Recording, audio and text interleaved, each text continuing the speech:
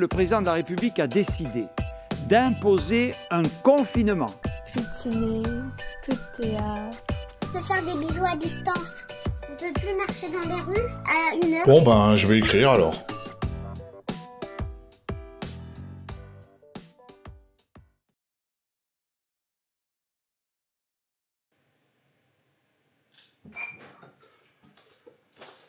Chérie, je suis rentré du boulot. Oui, je suis dans la cuisine. T'es passé faire les courses? Non, mais... Tu sais bien que je suis pas sorti depuis 10 ans. Pour aller faire les courses ou aller au travail, d'ailleurs. Bah oui, je le sais. Comme je sais aussi qu'on commande tout par drive. Et que 50% de la population est en télétravail. C'est juste que j'aime bien. Faire comme si tout était comme avant. Mais moi aussi, j'aime bien. Mais, à part nous et tes parents, qui c'est qui s'en souvient d'avant? Tiens, puisque tu en parles de tes parents. Ils ont téléphoné. Ils demandent quand est-ce que tu passeras les voir. Justement, je comptais y aller ce week-end. En même temps, je passerai aussi voir les grands-parents. Comment ça en même temps? Ah oui. J'avais oublié que tes parents avaient déménagé. C'est plus pratique pour eux. Surtout depuis que le gouvernement a autorisé les personnes de plus de 75 ans à se confiner directement dans les cimetières avec leur camping-car à côté du caveau familial. Comme ça, tout le monde gagne du temps et en plus, ça fait de la place dans les EHPAD. Oui, c'est vrai. D'ailleurs, tu me feras penser à mettre le même protocole en place pour mes parents. Hein. Mon père aura 75 ans l'année prochaine. Et après eux, ce sera notre tour, mon amour. Et pas si vite, on a encore tout le temps. Les enfants sont encore petits. Ils sont même pas encore au lycée.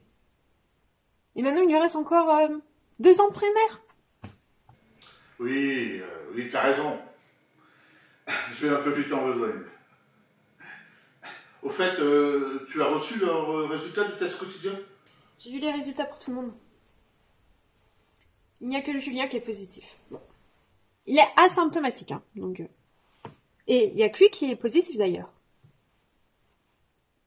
Du coup, je l'ai mis en quarantaine dans la cave. Enfin une bonne nouvelle. Bon, la seule pour aujourd'hui, sans doute. Par contre, s'ils vont dans le jardin jouer, hein, tu veilles à ce qu'ils mettent leur étoile verte. Hein. Parce que moi, j'ai pas envie, comme la dernière fois, d'aller les chercher au camp de confinement. Hein. Bon, on se le prend cet apéro ou pas? Non, enfin... Oui pour l'apéro, non pour les nouvelles. Il y en a une autre. Bonne aussi, celle-là. Ah bon, c'est quoi? Ils ont enfin trouvé un vaccin? Non mais là, c'est dans tes rêves, hein. Non. Non, ce que je voulais te dire, c'est que Manon a bien travaillé à l'école. Bah, normal. C'est moi qui l'aide à faire ses devoirs à distance. Très bien. Donc c'est toi qui l'as aidé pour sa rédaction. Oui, la rédaction sur les années Macron.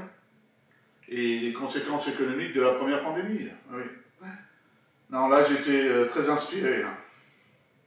En même temps, à l'époque, j'avais son âge. Et ça m'a marqué. C'est toi que je dois féliciter alors. En tout cas, sache que ta fille, pour ton travail, a obtenu 2 feuilles de PQ. Oh, elle est plus qu'à 5 feuilles d'un rouleau complet.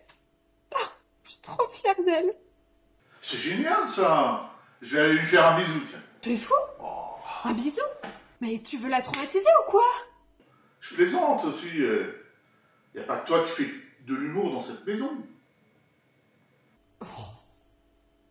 Oh, t'es bête. Bon, allez. Appelle tout le monde, on passe à table. Puis bah, on prendra l'apéro tous ensemble pour fêter ça. Bon, bah, eh bien, c'est parti. Dans le respect des normes sanitaires. N'oubliez pas De participer au concours intitulé À vos plumes, organisé par Les Armagnacs. Envoyez vos textes à l'adresse suivante. art.maniac@laposte.net. On vous embrasse.